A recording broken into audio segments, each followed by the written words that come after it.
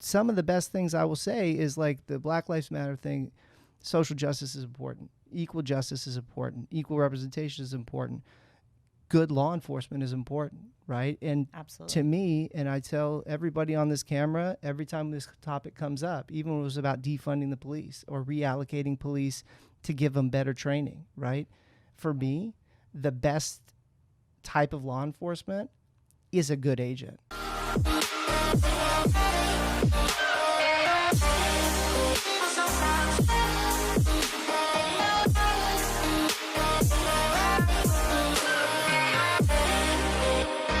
Hey everybody, welcome back to this week's episode of the Never Settle Mindcast. I'm here with a good friend of mine, Lara Worm. You'll see right away, she's a very special person, a woman business owner, third generation San Diego native, and food and beverage entrepreneur. And before that, she started a professional career as a homicide prosecutor with the Department of Justice in the District of Columbia back in Washington, D.C., before transitioning as Assistant U.S. Attorney to San Diego to prosecute major narcotics crimes in San Diego, where I met her.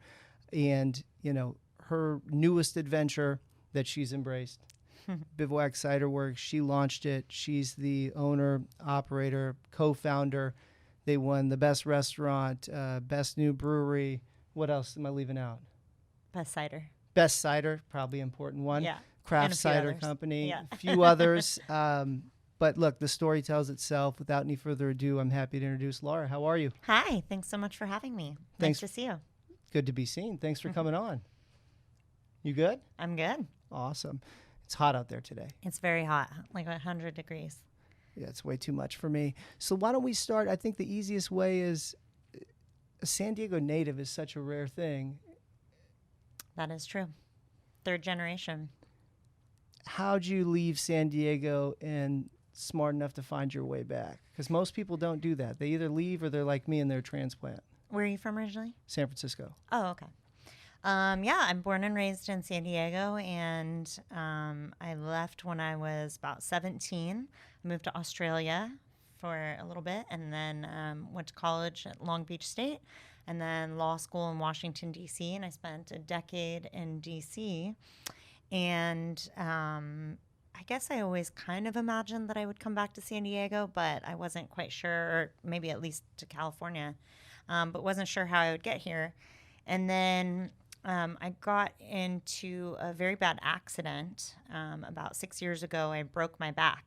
Mm-hmm. And I came back to San Diego to rehab, and my parents were sort of like, you've been in D.C. long enough. Why don't you move back? And so I was like, my career out there is pretty good. I think I probably should stay. And I met with some people here at the U.S. Attorney's Office, and I was like, I'm not ready. So I went back to D.C., and I said, I'm going to give myself a year there. And if I don't get the case of a lifetime or, you know, get into a relationship or something out there that would keep me in D.C. for the rest of my life, I'll move to San Diego and build a life here. And so I went back to D.C. I got the case of a lifetime. Oh. And that's a long story we can get into if you feel like it. I want but we to don't hear have to. But no, got the case of a lifetime. Tell me. Super long story short. The suspect in that case ended up killing himself. And so that ended my investigation, and I thought that was probably a sign. So I applied to the U.S. Attorney's Office here and moved back to San Diego about 6 years ago now. Wow. That's a very nice recap of a busy career.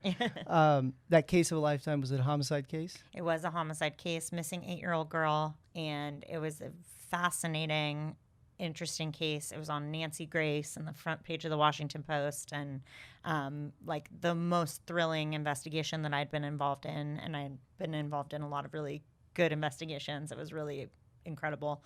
Worked with the FBI, missing and exploited children, and a few jurisdictions, D.C. and Maryland, and D.C. police.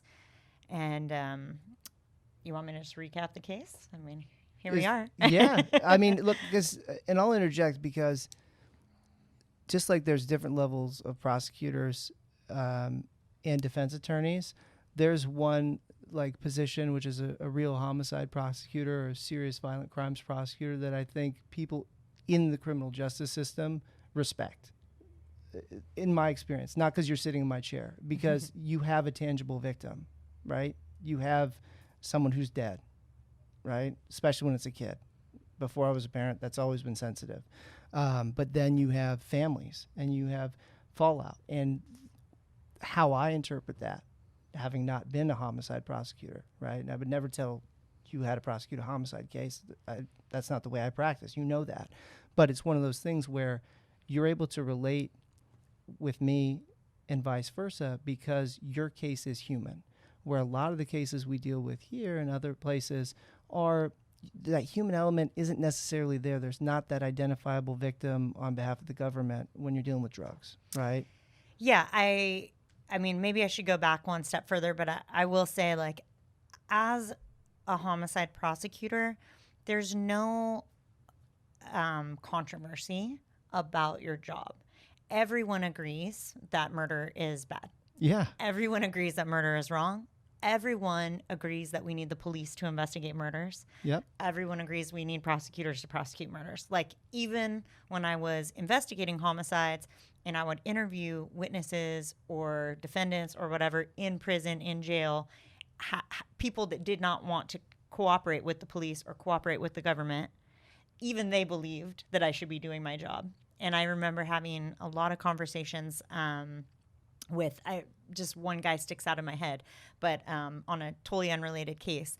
He was a guy in prison. He was a victim of a stabbing in prison. Somebody stabbed him in the head. He had been prosecuted for murder, and he was my victim. And so I spent like a lot of time interviewing him. And when he first came in, he was like, of course, not wanting to talk to me, right? He's like, I ain't no snitch. Yeah. But as I sat there in the room with him for a long time, me and my detective, I was like, you know, we investigate murders. If your daughter was murdered, would you call the police? He was like, yes. I was like, would you want us to investigate that? He was like, yes. I'm like, okay. So even though he was a defendant, had been convicted of murder, was in prison, traditionally would hate the police and the prosecutors, we ended up having like a mutual respect for each other because he knew that I had to do my job and he had to do his job. I will tell you, fast forward to my career here in San Diego. Yeah. And I also had some trouble with that, you know, drugs. And I was dealing with major cartels and wiretap investigations and stuff here in San Diego. And that's super interesting. And I think also same thing. You know what? When you're a drug dealer and you're trafficking like massive amounts of drugs and you get caught, that's part of the game, right? And those guys mostly get it. Yeah, like, they at get that it. They're level. not mad at you, Yeah. right? Everybody's like, oh, you're a prosecutor. Were you scared for your life? I was like, no, because that's part of the game. They know that's assuming the risk, right? That's part of the job. However, when you're dealing with border bust cases, when you're dealing with immigration cases, when you're dealing with, like you said, no victim, again, wherever you come on the political side and calling it a victimless crime, of course, drugs have victims, immigration has victims, whatever, but really no true victim, like a homicide, right? It's not as clear the role that the police play. It's not as clear the role that the prosecutor plays. And for me, coming from homicide in Washington, D.C., having an 8-year-old missing, you know, dead girl. Yeah. And then having somebody that ran drugs over the border maybe one time, that's a real different case. Night and day. Right. And so I completely understand, you know, again, wherever you come on the political side or whatever your personal beliefs are, I completely understand the difference between the two. And that was a challenge for me even. Yeah. And you know, I always want to make sure that I'm being honest and transparent and fair interviews, anything I post in a podcast. And you'll never hear me say that methamphetamine's good or cocaine's good or heroin's good. I see firsthand the devastation that happens on these communities. But what we're talking about in our world of criminal justice and federal prosecutions is an identifiable victim. And occasionally we have those where we have controlled buys of, now we're doing a lot of the fentanyl task force, and we're able to trace and we can see the controlled buy that was distributed, that was dirty, that led to a victim who's now Somebody deceased. died. And then Right. we have the homicide prong back in there. Right. But when it's just sort of a bulk load, right, 38 kilos of methamphetamine in a gas tank, we don't necessarily always know where it's going. We don't know who the end user was going to be, who they were going to burn, what job they were going to lose, whose house they're going to break into for the next fix. Right. You know what I mean? It becomes, That's right. those are real consequences, but you can't tie that to this load.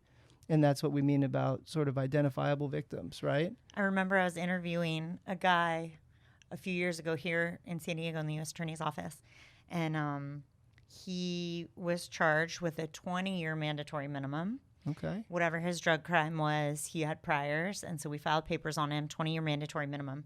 And he'd come in to cooperate. It didn't work out, and I remember being there with the detectives, and again, I kind of had a reputation, I would say, among law enforcement in this office as being more liberal or more sort of less hard charging in these cases.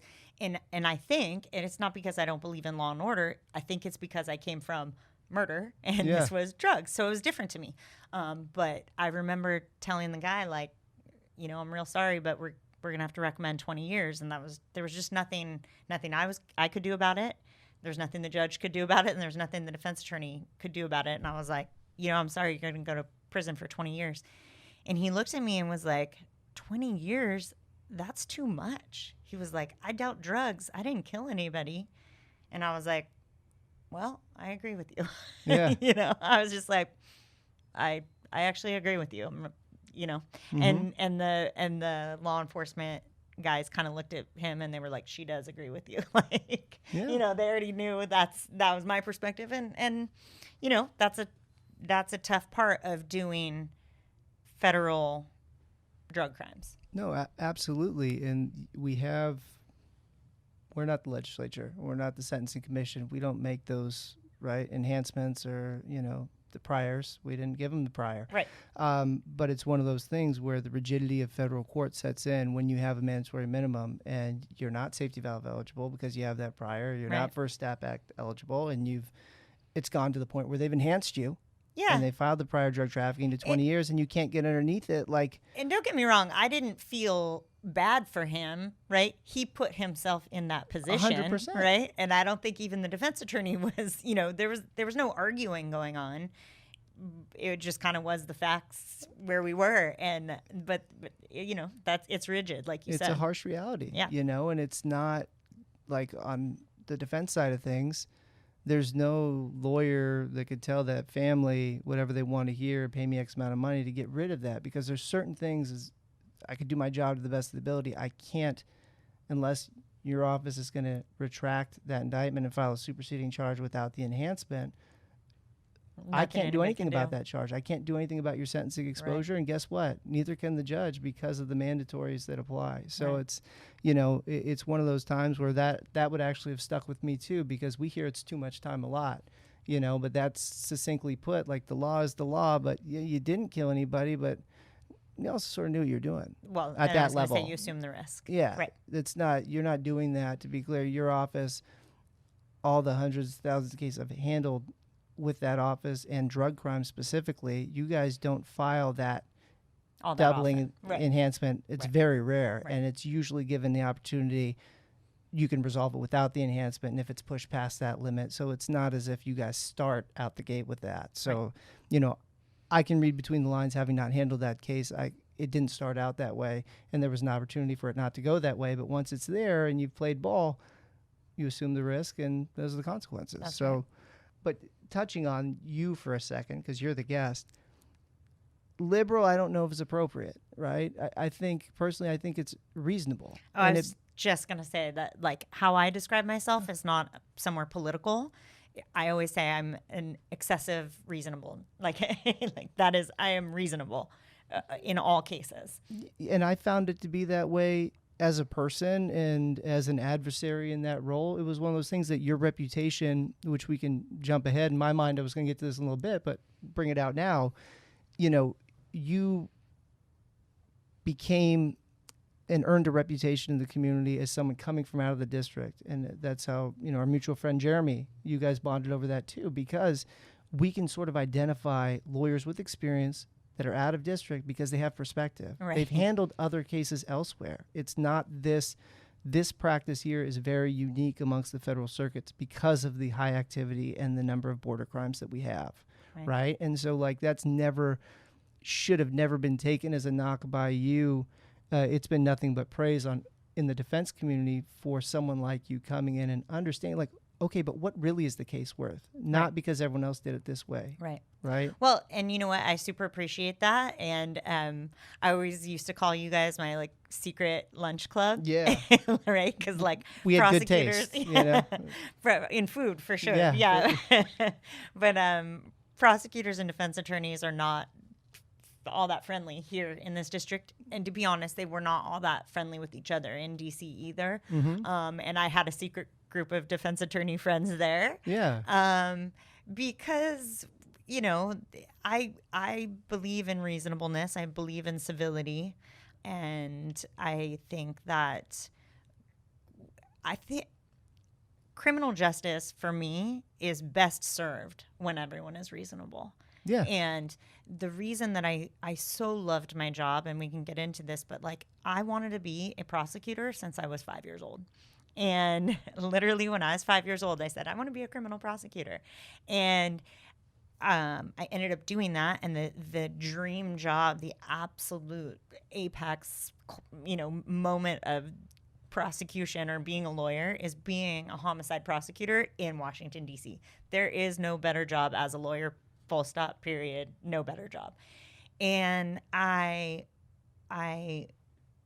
just doing that job and coming at it from a place of justice, from a place of reasonableness, from a place of understanding the full spectrum of human emotion and you know, looking at the real aims of punishment, not to be so law schooly about it, but like, you know, truly looking at being able to consider mitigating circumstances, being able to consider rehabilitation, being able to look at people as humans, being able to sit across from a man who's been convicted of murder, who then became my victim and my star witness in a case, and needing to form a bond with him. And having the opportunity to do that, I think, you know, the criminal justice system is best served coming from a place of reasonableness and being friendly and civil to the other side. And, you know, all of the Black Lives Matter and all of the stuff that's going on with the police in the country right now, it's really interesting having been in that from a law enforcement and like living in the criminal justice system. And now I'm out of it. You know, but when people talk about it, when I hear people having opinions about the police or having opinions about prosecutors or having opinions about being Black in the criminal justice system, all these type of things, I feel like I know it in my soul and like I lived it. And so I have some like very deep thoughts and very deep connections to it. So I think, you know, reasonableness on both sides is really important. 100%. And I mean, you could pick up a case now, right? You could prosecute a case right now. I could be on the other side and we could disagree and I could fight like hell for my client and file motions and we could have it out like cats and dogs in that courtroom, right? Over a motion hearing. And at the end of that hearing, we could go grab a beer. Yeah. A cider. A cider, right? We'd go grab some Bivouac Cider, nice and chilly, nice and cold. But it's one of those things where it's a mutual respect for a fellow advocate. We're coming at from two different places of view and two different outcomes of who we serve, right? And my clients hire me to do a job, but it's not personal. It doesn't have to be personal attacks. It doesn't have to be anything more than the case, right? And I think that's where a lot of the lines get sort of blurry or screwed up, is there's this sort of animus amongst, you know, like a federal defenders organization and a prosecutor where we have to not like them and they have to not like us, and they don't serve themselves justice because they sort of take on some roles, for example, in the defense community. Sure. I don't think you're best served your defendant in that respect, right? No, you can get more bees with honey than vinegar. That's and right. So when you come in there and you piss in the wind and you piss everybody off, you're not helping your client. Right. And you're not gaining respect either. There's a right way and a wrong way about doing it. And there's not sacrificing advocacy isn't an option, but you're more effective with certain ways. And I think some of the best things I will say is like the Black Lives Matter thing. Social justice is important. Equal justice is important. Equal representation is important.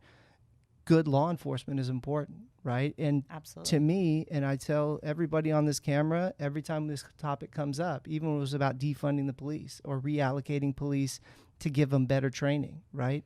For me, the best type of law enforcement is a good agent, because it makes my job Absolutely. easier, right? Because it cuts out a lot of the legal issues I got to look in and doubt about a case, which it's my job to do. I'm a doubting Thomas, and we got to make sure that there's constitutionally admissible evidence and things are good.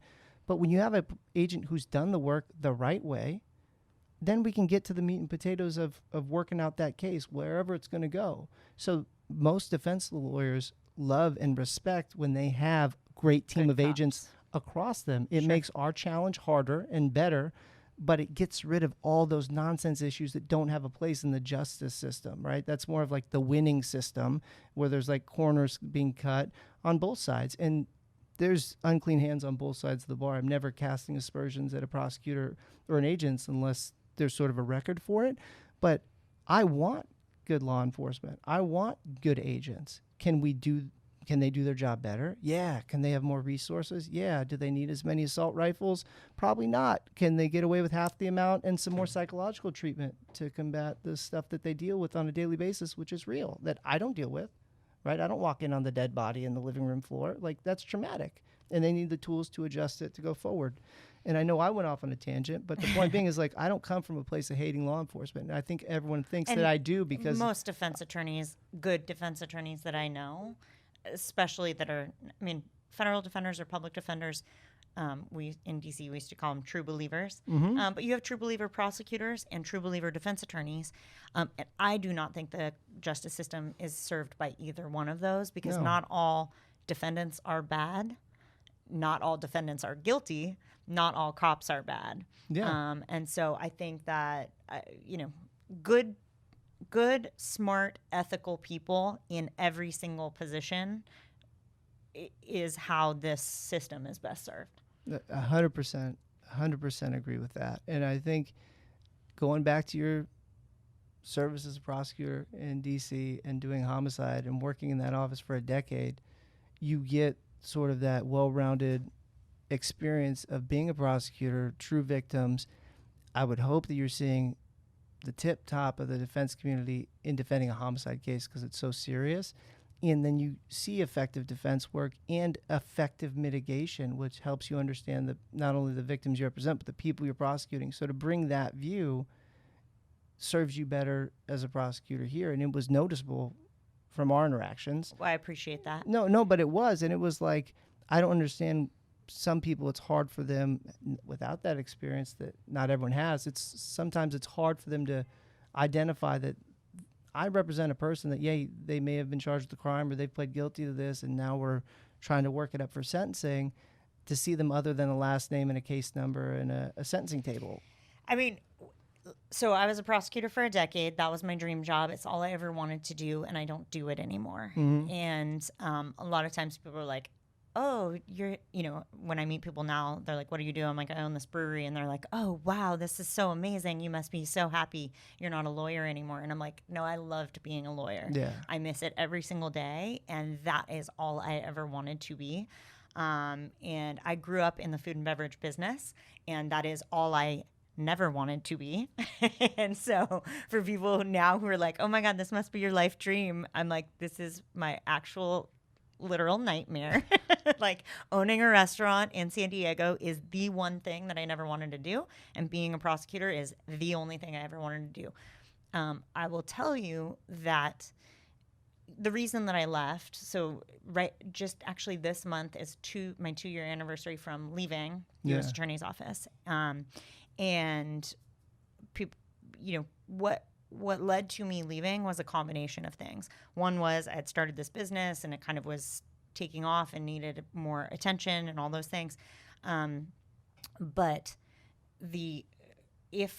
for the other things happening at the same time, I would never have left. And what happened was the administration changed, and I was hired under Bush. So I served under Bush and Obama, and then when Trump took office, when the administration changed, for me, the job changed. And like certainly being in San Diego, it was different from being in DC, just from what the cases were and what my role was. And and I always tell people, like, there's no good violent crime in San Diego. For, of course, people living here, that's great. Yeah. But as a prosecutor, I was like, these drug dealers don't even shoot people, Yeah. And so it was like a little bit less exciting or a little bit less meaningful just from the baseline what the case is coming in. But I had a good life, and like I really enjoyed my job here, and I could have stayed there for a long time. But when the administration changed, things changed, like palpably. And before, and this is kind of insider baseball, and I don't know if I go try to get the job back and I don't get it because of this podcast, I might regret it. But I'll hire you. Thank you. I appreciate that. You all heard it, folks. But we went from the week before having to justify when we were charging a mandatory minimum to having to justify when we weren't charging a mandatory minimum. And I'm okay with that. Like, politics changed, and I understood, I had a review in DC, and my supervisor said, Lara always has very strong opinions about her cases, but ultimately does what she's told. And that's like the perfect description of me in every situation. Like, you're always going to know how I feel, but I'm a good soldier. So if this is the job, I'm going to do the job. And I understand that I work for the federal government and you have to stick within certain guidelines.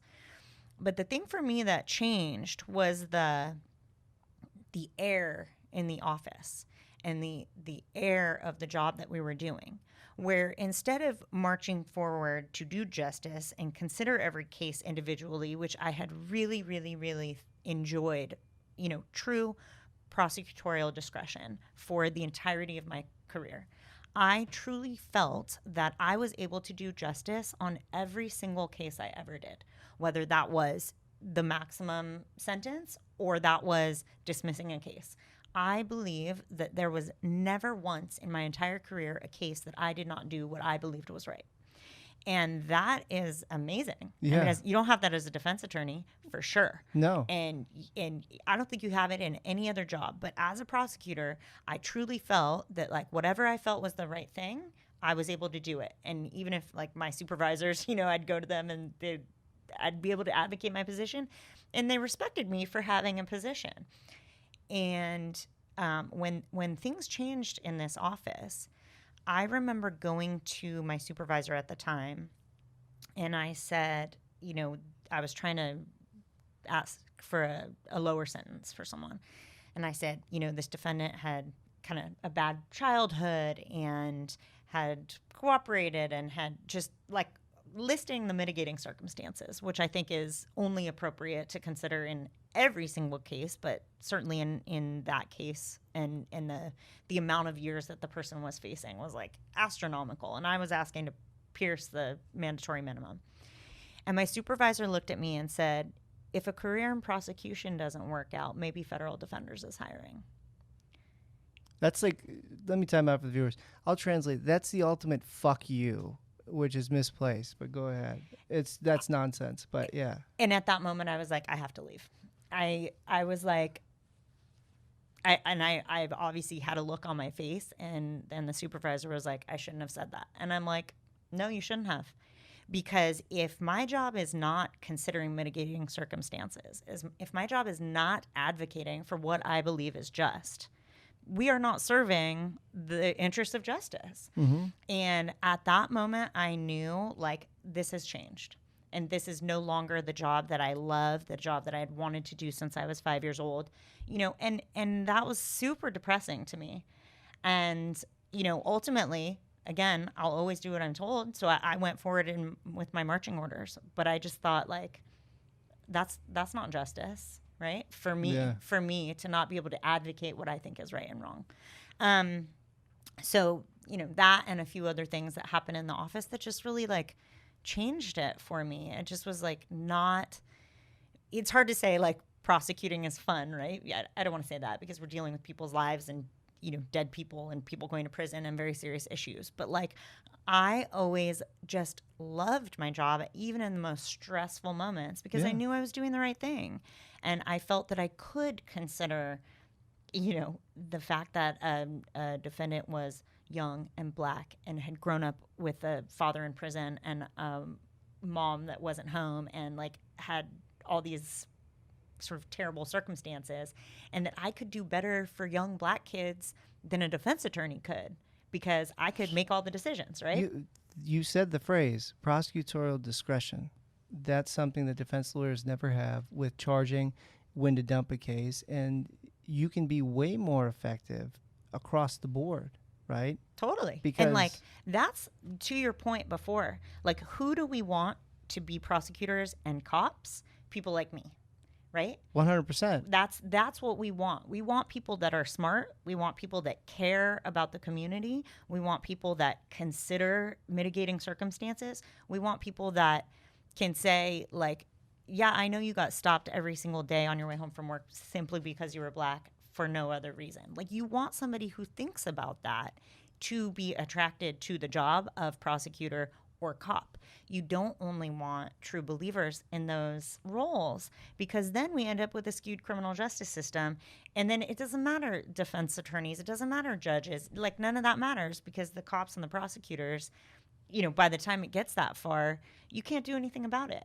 And so when people are like attacking the police or saying, you can never be a good prosecutor or something like that, Mm-hmm. I think that's really, really the wrong thing to be doing in this time. I think we want to be saying we have respect for the criminal justice system, we have respect for cops, we want to pay them more, not defund them, right? I want to pay them more. I want to give them a better pension, because the people that you want attracted to that job, you want them to understand what it means to have social injustice and to consider that in their job. No, 100%. And your focus since you were 5, it sounds like, is doing the right thing, right? And following the commands. You have special ethical duties as a prosecutor. Because of the power you wield as a prosecutor, you decide, I can't defend a case you don't bring, right? Like, unless I'm engaged beforehand and we can resolve it before an indictment. But this has not anything to do about me, or it has to do with understanding the way the system works. And that power in prosecutorial discretion, with the overarching umbrella of pursuing justice and doing the right thing, is where I think, from my perspective, when I see things, and I don't see everything because I'm not in the U.S. Attorney's Office, but I touch enough cases and I have a busy enough caseload and a reputation and experience here to know when things are not going as anticipated, if you will, because people are being blinded by something personal or winning. And it's like, I mean, I never saw that. Like, and maybe it exists. I'm not saying it doesn't exist. Not as much in your office as other offices, but you know what I mean? Like, for sure. And I hear, a notch on a prosecutor's belt. Never have I been asked by a supervisor or anyone I ever worked with, how many cases have you won? Like, not once in my career. Mm-hmm. So when people say winning, I don't know if that's the thing, but I do think this happens on both sides. You lose sight of the other side, right? And so the prosecutors or the cops tend to think, if you got arrested and you ended up in that situation, you probably did it, right? Mm-hmm.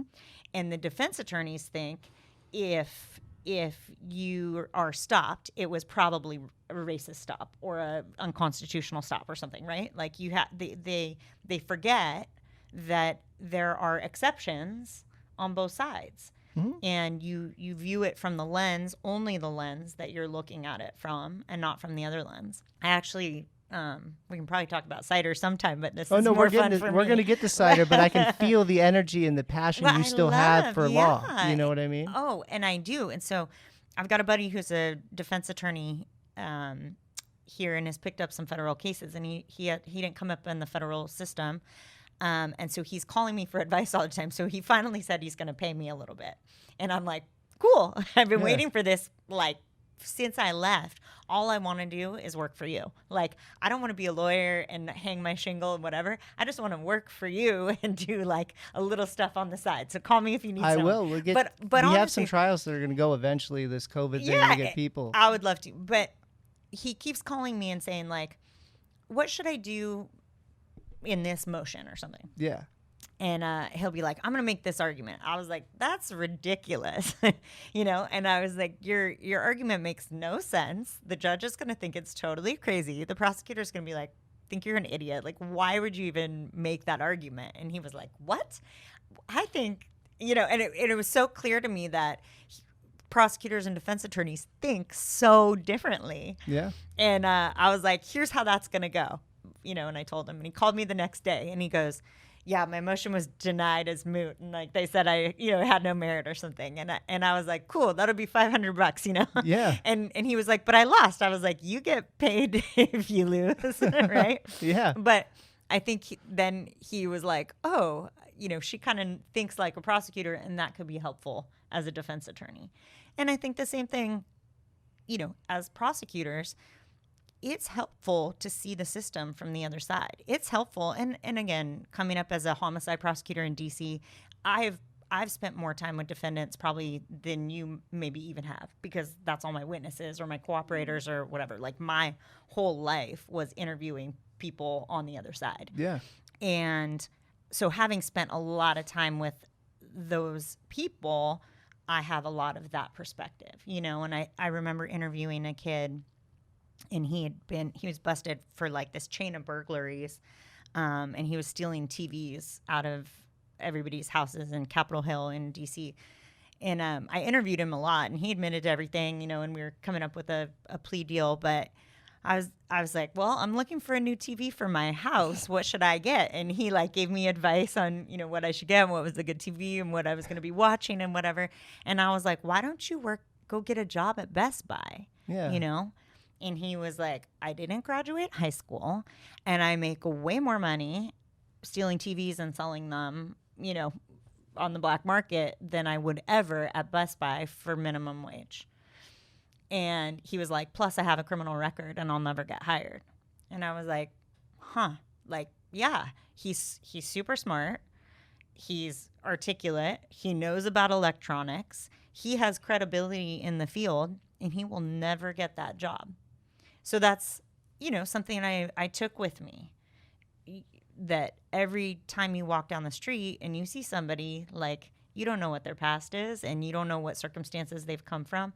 And everybody has different opportunities than everybody else, Yeah, no, exactly. And that's articulating the collateral consequences that we try to express to a judge about what's really going to happen going forward once the sentence is over, right? Sure. Or once probation's over. And we have, and clarify a comment, winning, when I say that, it's not necessarily always to win the trial, because you and I both know how few trials we actually get in federal court here with the way things are run with the volume. But getting their way, right, is what I was meaning by winning, not necessarily winning or losing or records. There are some old school people that still have that sort of notch on your belt mentality, or how much time you've got. And there's a story about a Hall of Fame over there that we can talk about after that I'm aware of, which I think is deserved.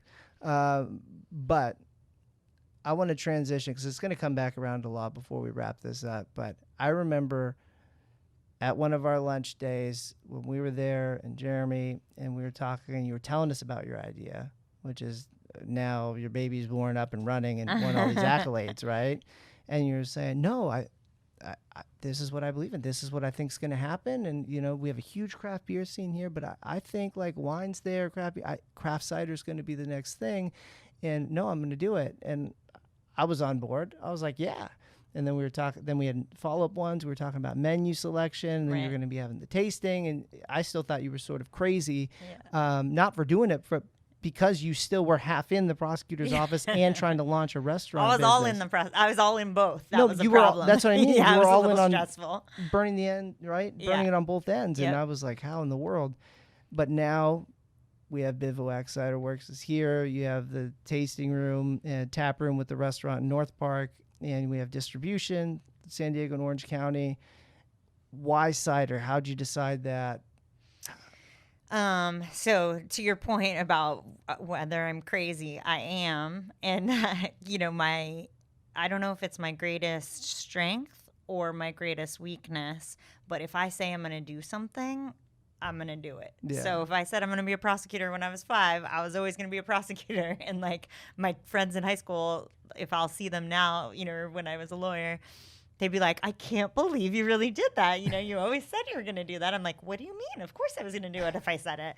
And then, the way I got involved in this is I had a business partner, now former business partner, who, long story short, came to me and said, I think craft cider is going to be the next thing in San Diego, and I'd like you to be my business partner. And I was like, no, thank you. I have a job. I'm not interested. Yeah. And, my family's been in the food and beverage business in San Diego for 65 years. I grew up, I was a hostess when I was 4, a dishwasher when I was 10, and, server when I was 12. And the one thing I learned from all of that experience is that I had no interest in going into the food and beverage business in San Diego. And so that's why I went to law school. So I kind of said, no, thank you, no, thank you. And he really pursued me and I was like, why do you even want me to be your business partner? And finally, I was like, I don't even think I can have another job. I work for the federal government. He was like, well, why don't you go find out? And so I went to my supervisors at the time and I said, hey, I've got this guy and he wants me to be his business partner in this craft cider company. And they said, well, what will you be doing? I was like, I don't know. I think I'll be giving him a little bit of marketing advice and like selling cider at the farmer's market on the weekends. And they were like, how much time will you spend? And I was like, 10 hours a week max, absolute max. And they were like, yeah, you can do it. I was like, okay. So I'm like, okay, they said I can do it. What do you want? He was like, well, come along for the ride. Let's see what happens. And once I started putting my name on it, and once I started telling people craft cider is going to be a thing, I couldn't come back from it. And I was like, well, if I'm going to start a company, it's going to be a company, it's going to be legit. And then we started to build the restaurant. And I was like, well, if I'm building a restaurant, I'm going to make it the best restaurant in San Diego.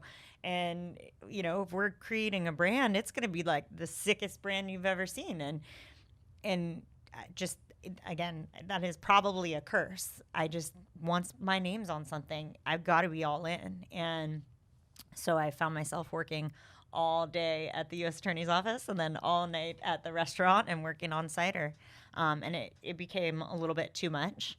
And again, all those things happening at the same time, the job being a little bit less what it had started as, and the company being a little bit bigger than anyone could have possibly anticipated and faster than we could have anticipated. And so craft cider, cider's got a long history and culture in the U.S. It was kind of the original drink here in the United States. Johnny Appleseed was planting cider apple trees.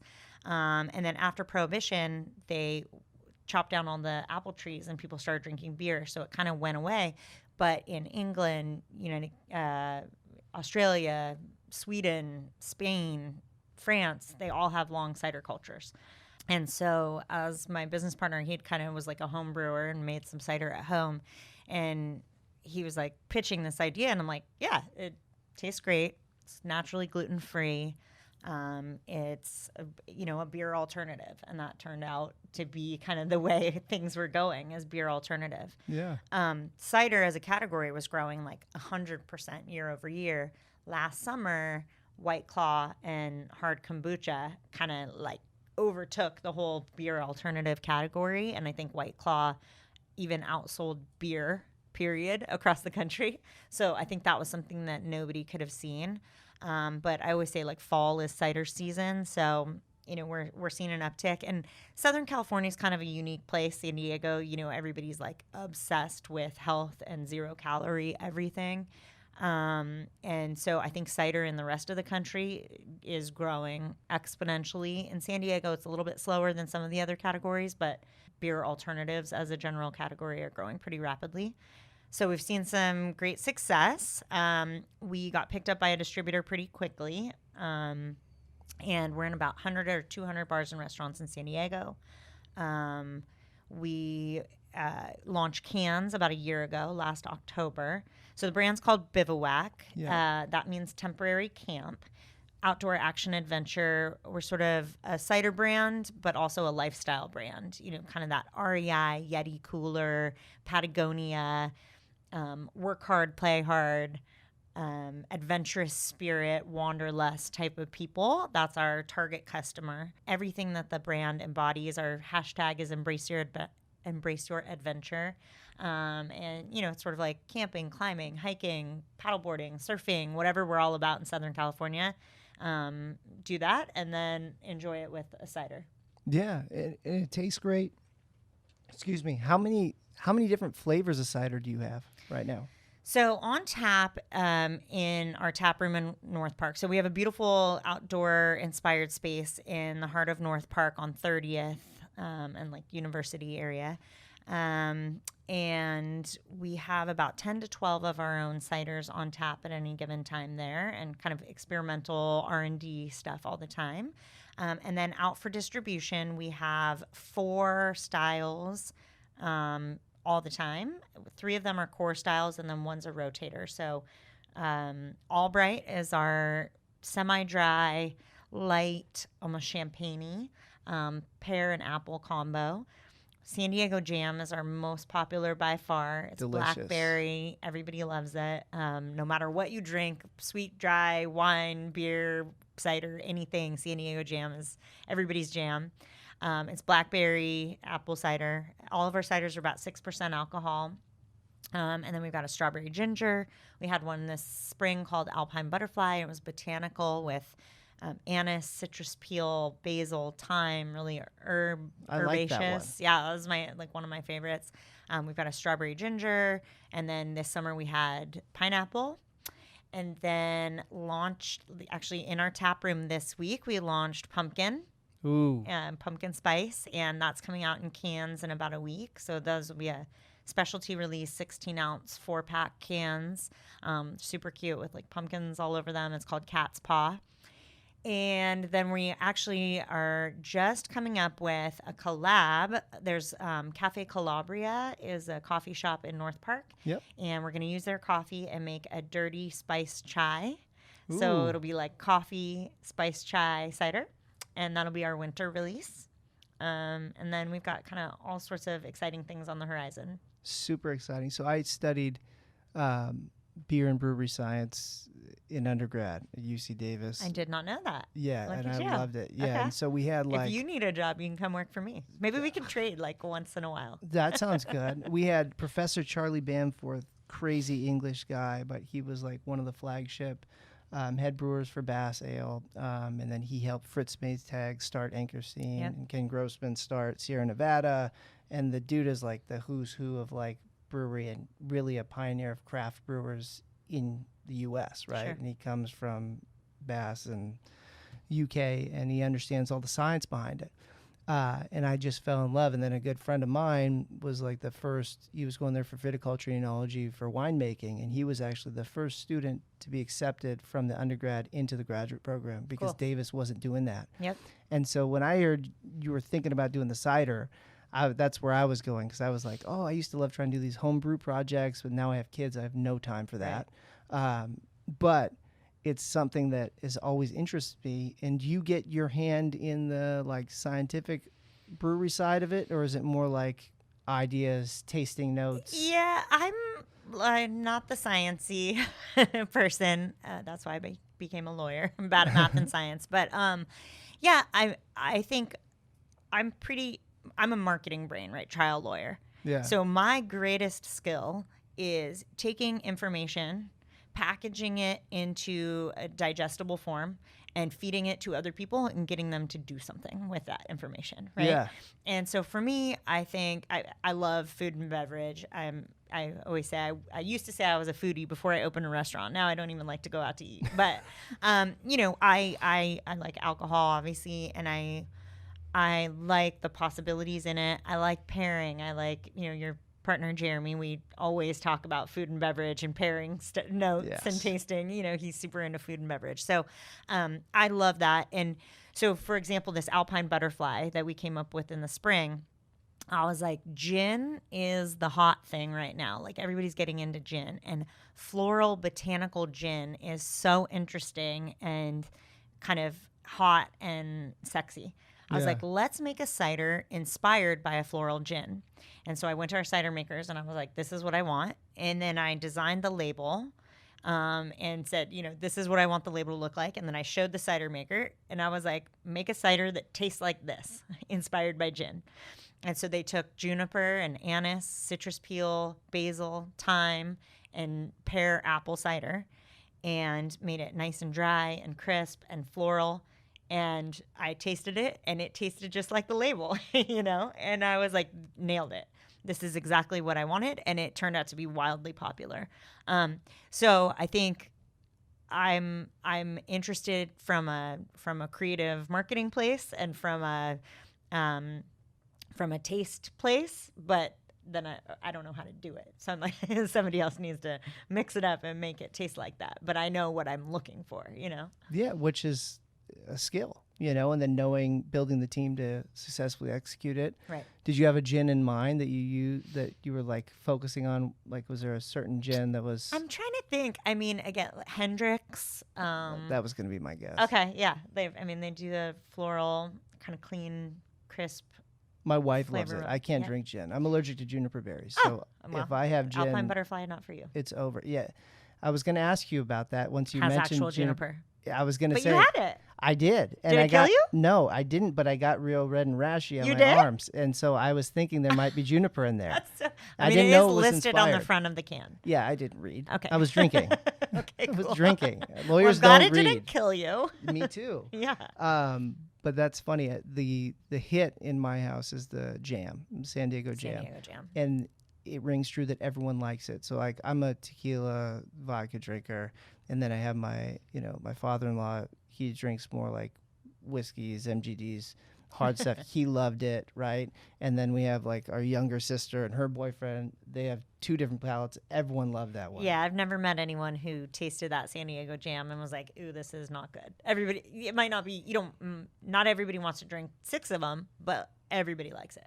Yeah, it's really And good. I think like from a long-term growth perspective, I mean, we're in Bevmo, Total Wines, Barron's, local grocery stores and stuff like that, and we're kind of in talks with Whole Foods.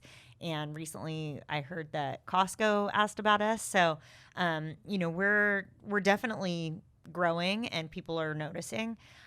Just like Ballast Point had the Sculpin. Yeah. For me, that San Diego jam is, I think, what's going to put us on the map, because I think it's cool named. All of our ciders are named after knots, like climbing knots, fishing knots, stuff like that, which kind of fits into the whole brand. And actually, when we were trying to come up with ways to name the cider, I thought to Ballast Point, all of their beer is named after fish. Yeah. And I was like, what's another thing that fits with our brand, that makes sense, that fits that lifestyle, the embrace your adventure, but that we do not have to come up with a name every single time? And I was like, what about knots? And then sure enough, there's a billion knots and all different forms of every single knot. So it was like this big, huge list of names. And I was like, this is perfect. And so Sandy, and then we try to, tie it in to something meaningful. So we have one called Savoy, which is a popular hotel in London, and that's our English pub style cider. And then San Diego Jam is blackberry, like blackberry jam, but it's a San Diego Jam knot. That's a popular tuna fishing knot in San Diego. So, every piece of content on that can, everything, like I wrote every word.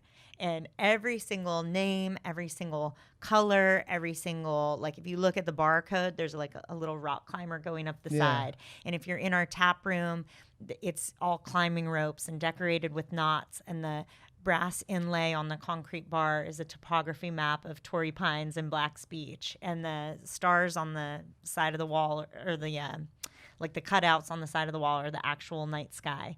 And so like every single thing about this brand, from top to bottom, and every word is thought out and meaningful, and mostly people ignore it. Like everybody, the first question everybody asks, how do you pronounce it? Bivouac. And what does it mean? It means temporary camp. But we have that written all over the place and nobody reads it. Well, it's curated, and it's thoughtful, and it's purposeful. And there's another restaurant group that you and I have talked about them before, who take time with their build-outs to do things like that. And the testament to your attention to detail and thoughtfulness is the fact that people don't notice, because it all fits. Right. Right? Most people notice, what the hell, Right. But when it fits, it's seamless. It's like the best inventions are just something, you don't reinvent the wheel, it's just something that's more convenient and you don't realize it.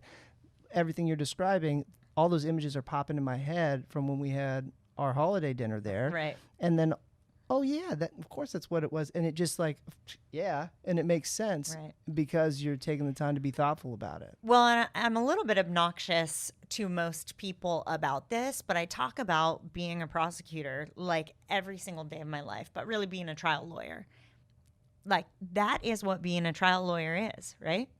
It's curating information. Yeah. It's taking facts, packaging them into digestible information and giving it to people to convince them to do something with it, and taking little subtle nuances that nobody, like one, attention to detail, right? You take a voluminous case file and you comb through it and you find nuggets of information.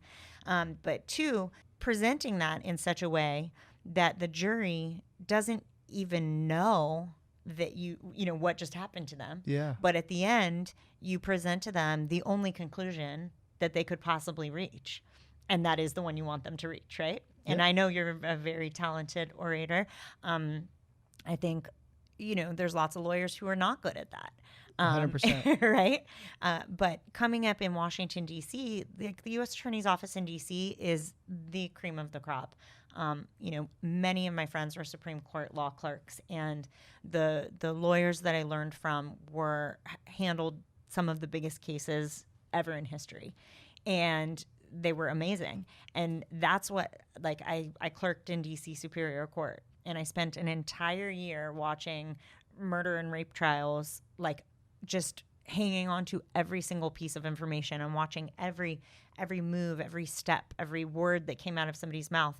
It's all curated. It's all perfect. It's all purposeful, but it doesn't appear that way. Yeah. And I think whether it's marketing and brand strategy and whatever, but again, I have to have a product I believe in. Right? So for me, it all comes back to that. If I didn't think that I had the best cider in San Diego or the best food in San Diego or the best branding for a product, I couldn't sell it, because I am all about authenticity and I'm all about, the truth, right? That's what my job was, the truth. And so when I walk in somewhere, my distribution company always says, no one tells Lara no. And it's not because I'm the most amazing salesperson in the world. It's because I have a product that I believe in. I have a brand that I believe in, and I know how to pitch information for something that I believe in, Yeah. And you beautifully described being a trial lawyer, right? Regardless what side you're on. It's all about understanding a very complicated set of facts, distilling it down to bite-sized pieces of information.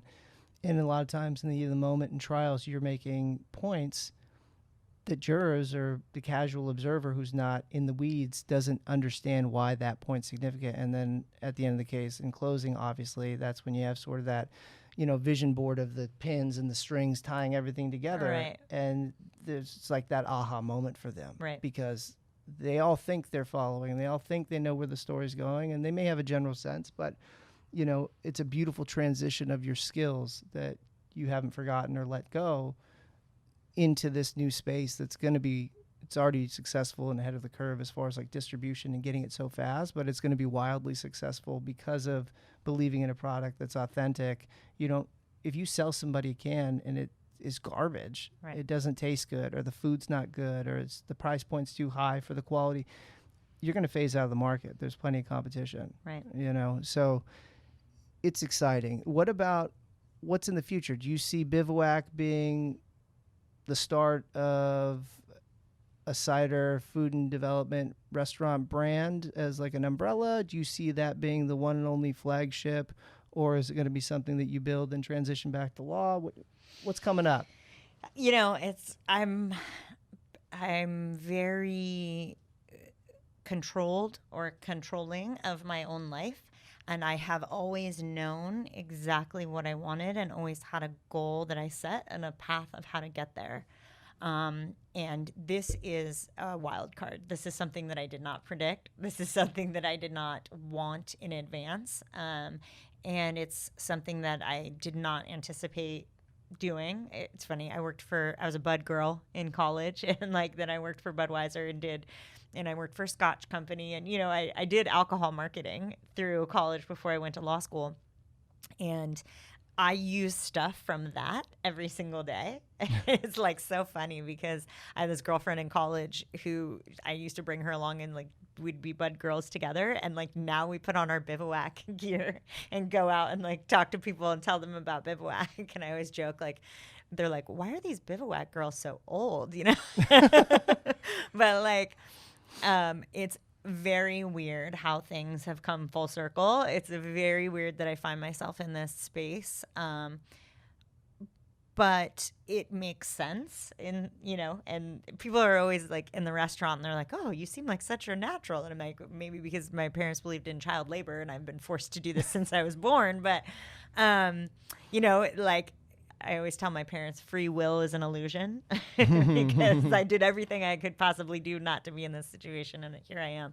But that said, I'm embracing my adventure. I believe in the product. I believe in the brand. And I think that I'm going to stick with it for the foreseeable future. I think that we have rapid growth on the horizon. I see some things we did when we were creating the brand was like set out our target market and like who our consumers are. And a few weeks ago, we were in Bivouac and a group of people came in and they were like kind of look hipstery. And they were like beanies, and they came up in this cool car, and they had like carabiner keychains, and they were climbers from Mesa Rim. And I looked at them, and I was like, they look like a Bivouac ad. Like they look like the people who I created this brand for.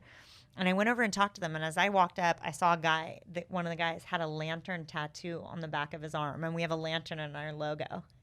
And I was like, I created you in a computer. And I literally did. Like I sat down and was like, who is our target consumer? And I built this guy. And then he walked in the door.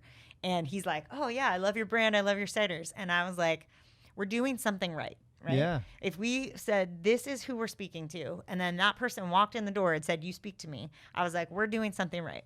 So for me, I'm not sure what the exact end goal is. I know it's growth, and I know it's like keep staying the course and speaking to the people we're speaking to. This is sort of a secret, but I'll say it here. Yeah, please. I like breaking news. I really, really want to make wine.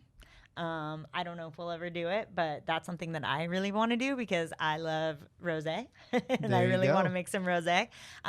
So I do see some like potential brand extensions. I also think that like our brand is more than just cider. I think it's a lifestyle. I think it's, possible apparel. I think there's a lot more to it. And so, COVID, we didn't really talk about that, but that really put a cramp or threw a wrench in the plans a little bit. That said, I think it's allowed us to tweak some things, as you were talking about earlier. I think it's allowed us to make some adjustments and clean up some things. And our product, our canned product, grew like 300 to 400% in the last 4 months. And the brand has been growing month over month, even though we've been in the middle of the shutdown. And so for me, I think the future, especially when things start to open back up, when there's a vaccine, I think the future is wide open. And I look forward to expanding throughout Southern California. There's not another craft cider brand in Southern California of, in my opinion, our same like brand growth potential. So I think that there's just, exciting stuff. Whether I'll open another restaurant, I don't know. Right now, I'd say definitely not. But of course, I have that curse where people say like, hey, we want you to do this thing. And I go, okay. And then I think, why did I do that? But, I kind of future's wide open. Yeah, no, that's good. I have a couple offers for you. First of all, when you want a brand ambassador for Bivouac, and you're looking in that professional space, like handsome guy, married with kids, bald head, effective, following. Okay. I know one. Okay. Perfect. Great. I'd happily do it. I'll wear Okay. your shirts. I like the lanterns. I Well, love there you the go. cider. I can probably find you a shirt. I don't even know of another cider company around, and that's not bullshitting. Yeah. I just don't. And I think it started in your mind, and now it's dominating the space here and then expanding out. And I'm excited for the project. Obviously, the grass is always greener. I can still see every time we talk, it's law comes into the conversation, right? And you can see the passion there. Well, that's what I was going to say. Like, if you told me I was never going to practice law again, I would be depressed by that, because I'm a lawyer in my soul. And I'm very inspired by the law. I really, I love lawyers. I love talking about the law. Like, my friends call me and they're working on some like employment discrimination or like just completely random stuff. And I'm like, ooh, this is exciting, you know, or reading like a Supreme Court case or something. And certainly in the space that I'm working in now, like nobody's into that. So I would be very sad if I never did anything with the law again. But like, if that was coming to work for you part-time and, you know, doing a trial once in a while, I think that would certainly satisfy my soul. You know, I had talked to one guy as I was heading out of the U.S. Attorney's Office who does federal death penalty work. And I was like, I think I could do that. Yeah. You know, I think that on the defense side. I don't know. I don't have strong opinions about prosecutor or defense. I felt uniquely qualified and really good about being a prosecutor for all the reasons that we talked about. But I think federal death penalty law was like, that is something that I could be passionate about and work on and whatever. So if that opportunity presented itself again someday, I think I would definitely be attracted to that. But also if I, you know, sell the company for $100 million and retire to Tulum, I'd be okay with that too. Yeah, me too. Yeah, sky's the limit. Like if you can pivot and adjust during the pandemic, like I said, we were talking before we started rolling here, like that's a true testament. And like having a product that you believe in and people believing in it and taking control of what you control to pivot, cutting the fat, running a leaner, more effective operation so that when the on-premise opens up, the restaurants open up, the other bars that carry your product open up, that's all excess. And you know, you're making it now and growing every month. That's just going to be the X factor. I hope that is true. I really do. I mean, and that's exactly how I felt, you know, is like, get it straight now and then we'll be in good shape. So that's what I hope. And if you have any people listening that are investors, they can give me a call too. We can talk. I can always talk to you about investors, because I do know people that have money and like products they can believe in. Wonderful. And they can show off to their friends and cheers with. Yeah. It's always nice. It's hard to do that with like certificates, but with cans. The other option I have for you is if you're going to do like a menu revamp and you need some tasting. Okay. I know I can recruit myself and Jeremy to be guinea pig tasters as well. Taste testers. Yeah. Got it. But no, I think it's good. Is there anything we missed? Because I don't want to cut you short.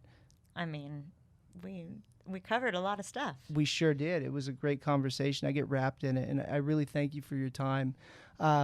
Everybody, look, there's so many reasons I brought Lara on, and we didn't touch on all of them today, but you see an intelligent, strong, passionate female business owner adapting in the middle of a pandemic, embracing her adventure, and it didn't happen by chance. She didn't happen to see, oh, one day I'm going to wake up and have an opportunity to get in the food and beverage industry, which I ran from because I didn't want to be a third generation restaurateur, entrepreneur in San Diego, but that opportunity came. She had a skill set, had an open mind about it, and more importantly, she set goals and she put thought into a product that she believed in. And she didn't come to market with a half-assed product. She got that right. And then she had a blueprint for her market and the ideal consumer to connect with. And when you take control with your mind and you plan it out and you put pen to paper and you set goals and you work hard, that's the other part. You work hard. Very hard. Very hard. It's an understatement. Yeah. And when you have something you believe in that's authentic, that you put your name on, anything can happen. Embrace your adventure. Never settle. Thank you for coming on. Embrace your adventure. We'll see you next time. Bye. Thanks for having me.